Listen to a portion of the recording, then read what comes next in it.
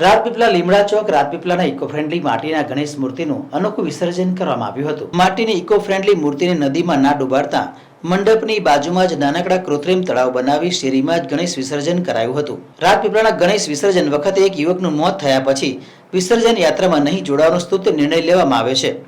પીઓપીની મૂર્તિ પાણીમાં ઓગળતી ન હોય, નદી પ્રદૂષિત થતી હોય, નદીમાં વિસર્જન ન કરતા શેરીમાં જ કૃત્રિમ તળાવ બનાવી વિસર્જન કરવાનો રાજપીપળામાં અનોખો સ્તુત્ય પ્રયાસ કરવામાં આવ્યો છે। કૃત્રિમ તળાવનું પવિત્ર પાણી શિકારા ખેતરમાં છોડને રેડી દેવાશે। અન્ય આયોજકો માટે લીમડા ચોકના આયોજકો પ્રેરણા સ્ત્રોત બન્યા હતા। રાજપીપળાના લીમડા ચોક યુવક મંડળ દ્વારા ગણેશ મહોત્સવનું એક ભવ્ય આયોજન કરવામાં આવ્યું હતું।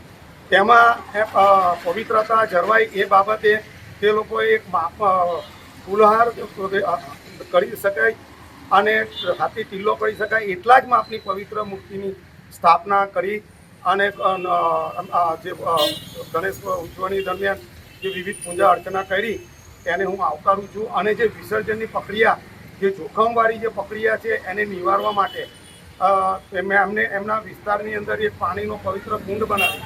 તેમાં એ માટીની જે ગણેશજીની પ્રતિમા છે એનું એમાં જ વિસર્જન કર્યું અને એ વિસર્જન કર્યા બાદ જે પાણી હતું એને પવિત્ર જગા પર એનો ઉપયોગ કરવાનું એમને નક્કી કરવામાં આવ્યું। એમના એક આ મહાન કાર્યને હું દિલથી આવકારું છું અને તેઓને અભિનંદન આપું છું।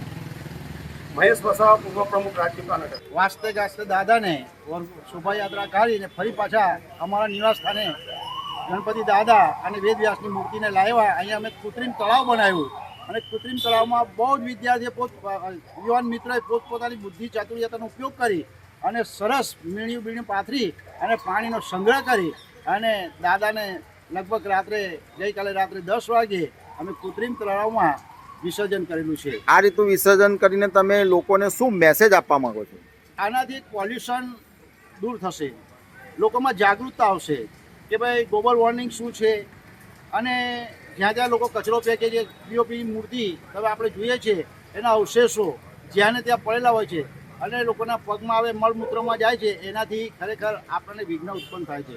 એટલે અમે એક સંકલ્પ કર્યો કે આપણે જે ઇકો ફ્રેન્ડલીની મૂર્તિ જે બનાવેલી છે એને આપણે કૃત્રિમ તળાવ ફળિયામાં જ બનાવી અને ફળિયામાં જ એને પધરાવવાનો આગ્રહ રાખીએ એવો અમારો ઇન્ટેન્સ હતો અને એ સાર્થક નીવડો છે અને જે પાણી મૂર્તિ ઓગળશે તેમ પાણીનો અમે યોગ્ય નિકાલ કરીશું। તમારું નામ? માછી વિનોદ કુમાર સોમાભાઈ માસ્તર।